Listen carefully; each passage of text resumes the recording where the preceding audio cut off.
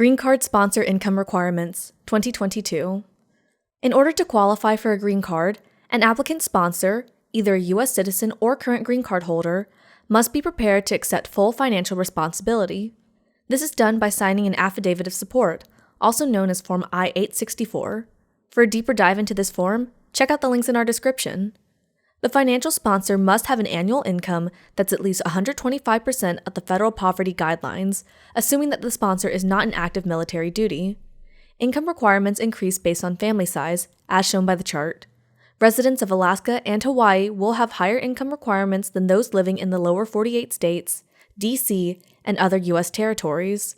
For example, a household of two will need to make $22,887 if they are in the contiguous United States, but will need to make $28,612 or $26,325 if in Alaska or Hawaii, respectively.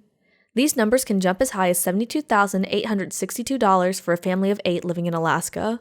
For each additional person in a household with more than 8 people, add an extra $5,900 for the lower 48, $7,375 for Alaska, and $6,787 for Hawaii. If the sponsor is an active military member, then they only need to make 100% of the federal poverty guidelines. If the household exceeds 8 people, then add an additional $4,720 for each person, unless living in Hawaii or Alaska.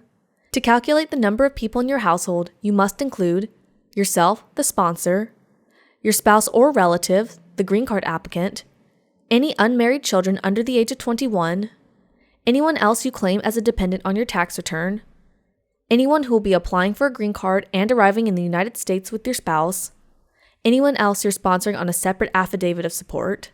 If you found this video helpful, please be sure to give it a thumbs up and subscribe to Boundless on YouTube. Thanks for watching.